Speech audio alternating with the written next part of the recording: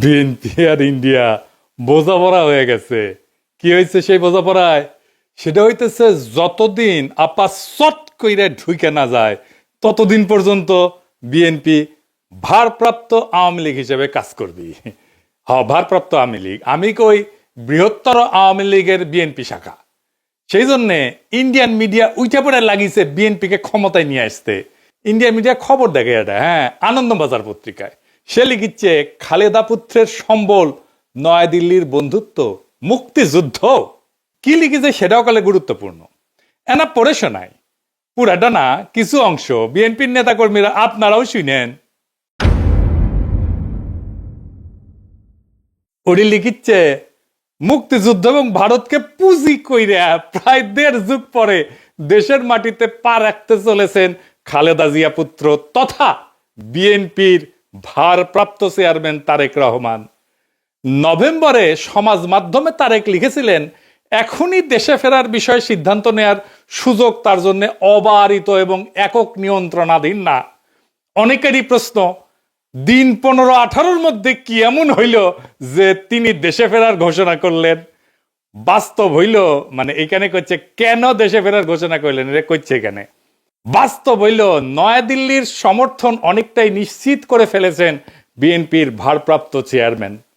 বিদেশ মন্ত্রক সূত্রের খবর, বিদেশ মন্ত্রক মানে পররাষ্ট্র মন্ত্রণালয়, মানে ইন্ডিয়ার পররাষ্ট্র মন্ত্রণালয়, এটা কইছে বিএনপি ক্ষমতায় আসলে ভারত বাংলাদেশের মধ্যে যে চুক্তিগুলো আছে তাতে কোনো প্রভাব পড়বে না এবং বাংলাদেশের মাটিকে কোনো ভারত বিরোধী কাজে ব্যবহার করতে দেওয়া হবে না, এই মর্মে প্রতিশ্রুতি পাওয়া গিয়েছে তারেকের কাছ থেকে। কি মজা! ভারতের গোয়েন্দা সূত্রের বক্তব্য, ঢাকাকে পাশে পেতে নয়াদিল্লিরও দরকার বিএনপিকেই, কারণ কর্মকাণ্ড নিষিদ্ধ হওয়ায় ভোটে লড়তে পারছে না আওয়ামী লীগ। তাই বাংলাদেশে কট্টরপন্থীদের বারবারন্ত আটকাইতে পারে একমাত্র বিএনপি। নির্বাচনের মাধ্যমে খালেদার দল ক্ষমতাসীন হইলে বাংলাদেশে ভারত বিরোধী তৎপরতায় রাশ টানা যাবে। তাই আওয়ামী লীগের সঙ্গে সখ্য থাকা সত্ত্বেও অবস্থা বুঝে ব্যবস্থা হিসেবে তারেকের পাশে থাকতে হচ্ছে নয়াদিল্লিকে। মাশাআল্লাহ! তাইলে তারেক রহমানের দেশে ফেরার সিদ্ধান্তটা ঝুলে ছিল ইন্ডিয়ার সাথে বোঝাপড়ায়। আমি নিউজটা বাইর হওয়ার পরে কয়েকদিন দেরি করেছি এপিসোড করতে। আরে ক্ষীণা আশা ছিল যে বিএনপি হয়তো এই সংবাদের প্রতিবাদ জানাবে, জানাইছে, জানায় নাই। তার মানে প্রত্যেকটা শব্দ এই নিউজের সত্য। আর একটা ইন্টারভিউ দেখায় সুবীর নন্দীরা চেনেন তো, উই আসলে রয়ের স্পোক্সম্যান, মাউথপিস। রজা বলতে চায় বাংলাদেশ নিয়ে, তারাই দিয়ে বলায়। সে কি বলতেছে শুনেন। ভারত বাংলাদেশে কোন সরকার চাইবে? খুব সোজা উত্তর আমি তোমায় দিয়ে দিচ্ছি। Awami League is not in election, next best option is BNP, obviously not Jamaat. তারা অলরেডি ৫০ লাখ লোক নিয়ে জিয়ার টেয়াদের হুমকি দিচ্ছে। ফলে জামাত অবভিয়াসলি ইন্ডিয়া চাইবে না। অত অনেক কথা, ডিপ্লোম্যাটিক কথা বলে তো লাভ। কানেকশনটা হচ্ছে 71। আমরা একসাথে, আমার সৈন্য এবং মুক্তিযোদ্ধারা রক্ত ঝরিয়েছে, সেই সুবাদে Awami League. This is the historical fact. এই জায়গাতে হঠাৎ করে আজকে অন্য কিছু ডাইনামিক্স চলে আসবে, এটা তো আশা করাটাও ভুল। কিন্তু যে গভর্নমেন্ট আসবে তার সাথে ইন্ডিয়াকে তো ডিল করতে হবে। শুনেছেন তো? এইবার আর একটা দেখেন।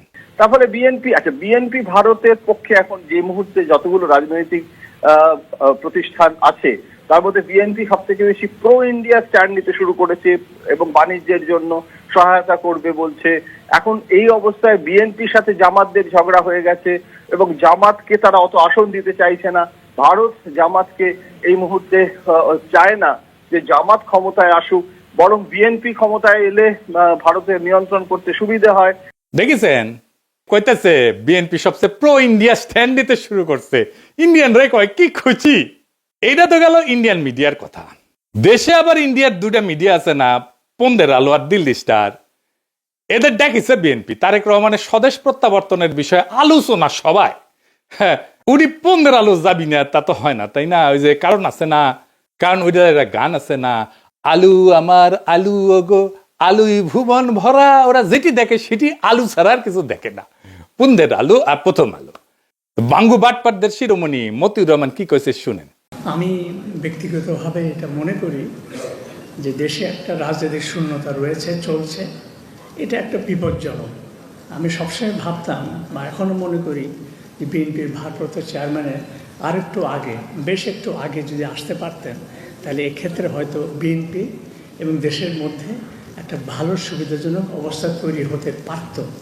এই মতিউর রহমান এখন তারেক রহমানের পায়ে পড়ে, বিএনপির পায়ে পড়ে। সেই লিখেছিল তারেকের দুর্নীতির বিচার হতে হবে। সেইখানে তারেক রহমানের নিজের স্বাক্ষরিত একটা হলফনামা থেকে উল্লেখ করে কইছিল এই মতিউর রহমান যে তারেক রহমান দুর্নীতি করেছে সেটা সে নিজেই স্বীকার করেছে, এ বাটপারি কইছিল। আবার ওই মামলা থেকে তারেক রহমান খালাস পেলে আবার প্রথম আলোয় লিখেছিল নৈতিকভাবে তারেকও দণ্ডিত। খালাস পেলে কি হয়েছে? তুই নৈতিকভাবে দণ্ডিত, বুঝছাও। আর এখন কয় তারেক রহমান আগে দেশে ফিরলে ভালো হইতো। তো মতি ভাই, আপনি দুর্নীতির বিচার করবেন না? হ্যাঁ, তারেকের নাকি স্যাপ ফেলে স্যাটে নিছেন? ওই নিজেই তার আলপিনে প্রচ্ছদ প্রতিবেদন করেছিল তেলে ডুবে যাচ্ছেন তারেক রহমান। ওই তেল এখন তারেক রহমান কিছু দিচ্ছে, রেখে দিছিল নিজের জন্য। তো প্রথম আলো যে বিএনপি কি পরিমাণে ভালোবাসা যে কত সেটা একটু দেখি। হ্যাঁ, আসেন। লিখিচ্ছে বগুড়ায় তারেককে ঘিরে আছে খুন সন্ত্রাসে জড়িত নেতাকর্মীরা। মতিউর রহমান এখন শিওর, এখন আর খুন সন্ত্রাসে জড়িত নেতাকর্মীরা তারেক রহমানকে ঘিরে থাকবে না। গ্রেনেড হামলা মামলা নিয়ে করছে তাজউদ্দিনকে পাকিস্তানে পাঠায় ডিজিএফআই। জানতেন খালেদার সম্মতিতে বসুন্ধরার কাছে 100 কোটি টাকা চাইছিলেন তারেক। জিজ্ঞাসাবাদে বাবর তো মতি ভাই কয় টাকা দিছে আপনার? সাব্বির খুনের ঘটনা চাপা দিতে আপোস রফা। তারেকের স্বেচ্ছাচারিতার অনেক নজির বগুড়ায়, ওগুলো কি উঠে গেছে? আচ্ছা, তারেক কি হিসাবে বগুড়ায় এত উদ্বোধন স্থাপন করছেন? আরো লাগবে, ওর পায়ে পড়তেও সময় লাগে না, ধাক্কা দিয়ে ফেলাই দিতেও সময় লাগে না। মূল উদ্দেশ্য হচ্ছে টিকে থাকা, যেন তেন প্রকারের টিকে থাকা। তো এইগুলো কি জার্নালিজম, বস্তুনিষ্ঠ সাংবাদিকতা? এই নিউজগুলো যদি সত্য হয় তাইলে মতিউর রহমানের কি তারেক রহমানের প্রত্যাবর্তনের মিটিং এ যায় তারেক রহমানকে দেশে কেন আসলো না সেই নিয়ে কান্নাকাটি করা যায়? নৈতিকভাবে এটা জায়েজ, এথিক্যালি উচিত এইটা? হাদি গুলি খাওয়ার পরে শিরোনাম করেছিল, তফসিলের পরের দিন প্রার্থী গুলিবিদ্ধ।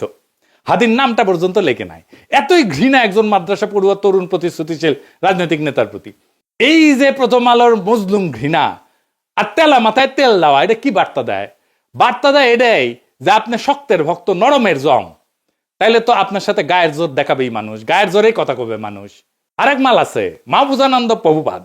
সে কয় 53 বছরে নাকি সংবাদ মাধ্যমে আগুন দেওয়া হয়নি, ওই চান্দের দেশে আসিল। বাংলাদেশের 53 বছর বয়সে কোনো মিডিয়ার অফিস আগুন জ্বালানো হয় নাই। হ্যাঁ, 2013 সালের 12 ফেব্রুয়ারি দৈনিক নয়া দিগন্তের আরামবাগের কার্যালয় হামলা করে আগুন ধরায় দেওয়া হয়েছিল। তুই তো দমে দমে মিশা কথা কয়। ওই আগুনে পোড়ার পরে পত্রিকা বাইট করিছে, লিখিছে আনবাউড, মানে হইতেছে মাথা নত করে না। বাহ, প্রচুর সাহস। আসেন তার একটা ক্লিপ দেখি বেনজিরকে নিয়ে। বেনজিরের ভয়ে নাকি ওই কাঁপিচ্ছিল, শুনেন। আমরা কিন্তু এই যে আইজিপি বেনজিরের যে তার যে কুকর্ম আমরা কিন্তু মিডিয়াতে জানতাম, কিন্তু রিপোর্ট করতে সাহস পাইনি। আপনি হয়তো কিছু করতেন না, সরকার হয়তো কিছু করতো না, বাট ওই ধরনের একটা পাওয়ারফুল আইজিপি সে তো একটা সাংবাদিকরা কি না করতে পারত। শুনিছেন কত বড় সাহস? মাইনে নিলাম যে ওই ভিতু, তো তাইলে কি ওই পত্রিকার স্লোগানে journalism without fear or favour লেখার নৈতিক অধিকার আছে? মানে মাহফুজা নাম, আপনার লজ্জা নাই? আপনি তরুণদের কি শিখাইতেছেন? আপনার লজ্জা লাগে না এত ভণ্ডামি করতে? ভণ্ডামির তো মাত্রা আছে। আবার ক্রিটিক্যাল জার্নালিজম করার কথা কয়। ক্রিটিক্যাল জার্নালিজম বুঝে ডিজিএফ এর সাথে আন্ডারস্ট্যান্ডিং করে জার্নালিজম করিছে। এই যে তাসনিম কলিলি কয়ে দিছে, ডিজিএফ এর দেওয়া নিউজ ভেরিফাই না করে ছাপাইছে, আবার পরে স্বীকারও করিছে এটা তো ভুল ছিল। তুমি যদি আমাকে জিজ্ঞেস করো আমার সাংবাদিক জীবনে, এডিটরের জীবনে ওটা হচ্ছে একটা বিরাট ভুল। আমি ভুল করেছি। ওই সময় ডিজিএফআই দেওয়া নিউজ আমার ছাপানো উচিত হয়নি। ইট ওয়াজ এ ব্যাড এডিটোরিয়াল জাজমেন্ট। আমি ভুল করেছি। শুনেছেন, আমি কইছিলাম এই ডেইলি স্টারের জার্নালিজম নিয়ে 100 ঘন্টার এপিসোড করা যায়। গতকাল আমি একটা পুরানা ভিডিও দিছি, দেখেছেন না সবাই? অনেক দিন তো হইল। জবাব দিছে ডেইলি স্টার? আমার উত্থাপিত প্রশ্নের জবাব দিছে নাকি এরা জবাব দিয়ে তার ঊর্ধ্বে মিডিয়া? এরা সার্বভৌম একটা অথরিটি হইছে, সবকিছুর ঊর্ধ্বে, ওরা কেউ প্রশ্ন করতে পারবে না। তো আসলে আসেন, এই যে দুইটা গণমাধ্যম, এই যে দুইটা প্রথম পন্দের আলো আর দিল্লি স্টার, এটা কি গণমাধ্যম? গণমাধ্যমের ভূমিকা বুঝতে হলে আমাদের দুইটা জিনিস বুঝতে হবে, ট্রুথ এবং ফ্যাক্টস। সত্য কি এবং ঘটনা কি। ফ্যাক্টস হইতেছে মানে ঘটনা হইতেছে আমরা পরিষ্কার যেটা দেখছি হাদিস জানা যায় লাখ লাখ মানুষ হয়েছে না, 10 থেকে 15 লাখ মানুষ হয়েছে, আমরা সবাই দেখছি কয়েকদিন আগের ঘটনা। কিন্তু জানাজার ট্রুথ, সত্য তৈরি করা ট্রুথ মেকিং মেশিন কি? পুন্দের আলো আর ডেইলি স্টার। আমরা চোখের সামনে দেখলাম 10 থেকে 15 লাখ লোক। ডেইলি স্টার লিখেছে শয়ে। আজকের ঘটনা যদি ইতিহাসে আদৌ স্থান পায় তাহলে এটা স্থান পাবে পুন্দের আলো দিল্লি স্টারের বিবৃতিতে কি আছে সেটা দিয়া। দিল্লি স্টার লিখছে শত হাজার না, লাখ না, শত। ওই যে হাদি না, একজন প্রার্থীকে লিখেছে। এটাই থেকে যাবে ইতিহাসে। আমাদের আবেগ হাদিকে নিয়ে আজকে যেটা 50 বছর পরে সেটা থাকবে না, কারণ আমরা অনেকেই থাকবো না, অনেকে জানবেই না এই ঘটনা। তখন থাকবে এই পত্রিকার ট্রুথ যেটা লিখেছে ওরা। পুন্দের আলো আর দিল্লি স্টার কোনো মিডিয়া প্রতিষ্ঠান নাই, এগুলো হইতেছে জনগণের যে কর্মকাণ্ড, আমাদের যে পাবলিক রেকর্ড, এগুলোর কাস্টোডিয়ান। আমাদের দৈনিক, আমাদের যে বাস্তবতার উপাখ্যান, এইটা রচনা করে পুন্দের আলো আর দিল্লি স্টার। এটার একটা শক্তিশালী প্ল্যাটফর্ম। তাদের মতো করে যেইটা পুন্দের আলো আর ডেইলি স্টারের নিজের চিন্তার, নিজের জগতের বাইরে, সেটাকে সে বাদ দিয়া দেয়। হাদি নামি আসে না, প্রার্থী হইয়া যায়। শয়ে হয় মিলিয়নের বদলে। এইভাবে সত্য নির্মাণ করে এই মিডিয়াগুলা। সত্য কিন্তু কখনো নিরপেক্ষ না, সত্য সবসময় একটা মতাদর্শিক নির্মাণ। তাইলে এই পুন্দের আলো আর দিল্লি স্টার কার পক্ষে সত্য নির্মাণ করে, কার স্বার্থ রক্ষা করে, সবাই জানে, সব সুতিয়া জানে। এই প্রশ্নের উত্তর জানে না এরকম কেউ নাই, কিন্তু বলবে না। ও বলতে হইলে তখন এই লোকদেরকেই বলতে হয়। নিকা বসার আগে ইদ্যৎকাল বলে একটা জিনিস আছে, আপনারা ভালো জানেন। তাইলে এই পুন্দের আলো আর দিল্লি স্টারের ভাতার আওয়ামী লীগের সাথে বিচ্ছেদের পরের ইদ্যৎকাল শেষ হওয়ার আগেই বিএনপির সাথে কেন নিকা বসলো? কারণ এই দুইটা পত্রিকায় ফ্যাসিস্ট শক্তির সহযোগী ছিল। এদের বিচার হওয়া উচিত ছিল, গণ আদালতে বিচার হওয়া উচিত ছিল। কিন্তু এদের সম্পদ, এদের কন্ট্রোল, এটা গোপনে বিএনপির কাছে সম্পত্তি হস্তান্তর হবে। বিএনপি সব জায়গায়, সব মিডিয়াতে নিজেদের লোক বসাইছে। কালের কণ্ঠে কে সম্পাদক, বাংলাদেশ প্রতিদিনে কে সম্পাদক, 8 টিভিতে কে শেয়ার নিছে, 71 টিভিতে মালিকানা নিছে কে, সব বিএনপি। নাম কইলাম না আজকের। তারা ভাবিছে নিরাপত্তা দিবি বিএনপি। খারান আইসেনি, আমি না ঘোড়ায় আসবো, ঘোড়ায়। আপনাদের জন্য আসার আমার টাইম নাই। এডিটর সাহেব ঘোড়ার হাসিটা দেখ। হচ্ছে। যাদের প্রোটেকশনের আশায় আছেন তাদের কয়টা ক্লিপ দেখায়। মির্জা আব্বাসরে দেখেন।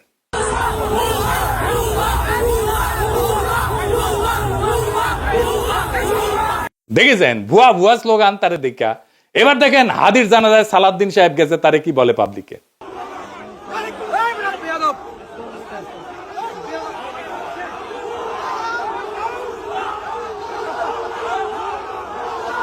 দেখেছেন এটিও ভুয়া স্লোগান। এবার দেখেন ফিরে যেতেছে সালাউদ্দিন, সেটিও দেখেন কি ভুয়া স্লোগান।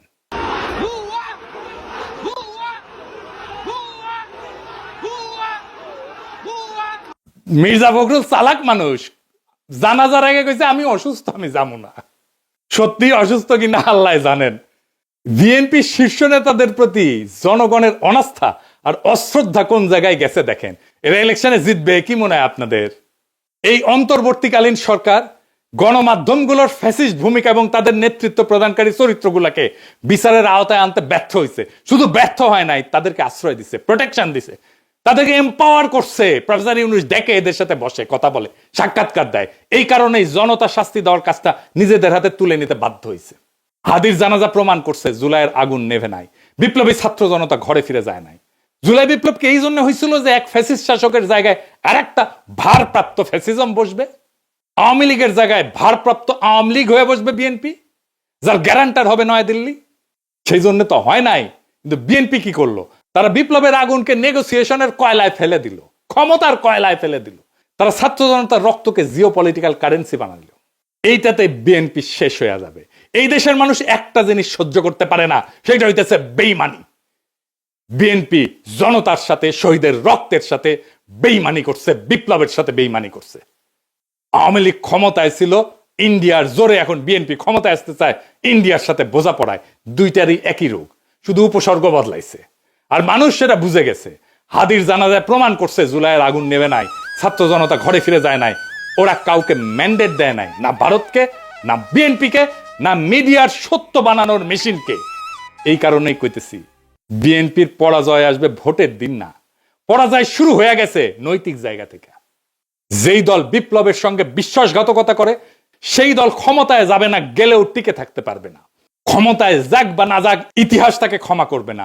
জুলাই কোনো ইন্টারভেল না, জুলাই কোনো সিনেমা না, জুলাই কোনো পিকনিক না, জুলাই কোনো দর কষাকষির বিরতি না। জুলাই ছিল এবং থাকবে ভারতের সাথে বোঝাপড়া আর দেশি ফ্যাসিজম, দুইটার বিরুদ্ধেই জুলাই জিন্দা থাকবে। এই সত্য যতদিন থাকবে ততদিন বিএনপির এই বোঝাপড়াই তাদের সবচেয়ে বড় রাজনৈতিক আত্মঘাতী সিদ্ধান্ত হয়ে থাকবে। পরাজয় শুরু হয়েছে, ওই বিশ্বাসঘাতকতার দিন থেকে পরাজয় শুরু হয়েছে। জুলাই শেষ হয় নাই, জুলাই বিশ্বাসঘাতক কাউকে ক্ষমা করবে না। ইনকিলাব জিন্দাবাদ।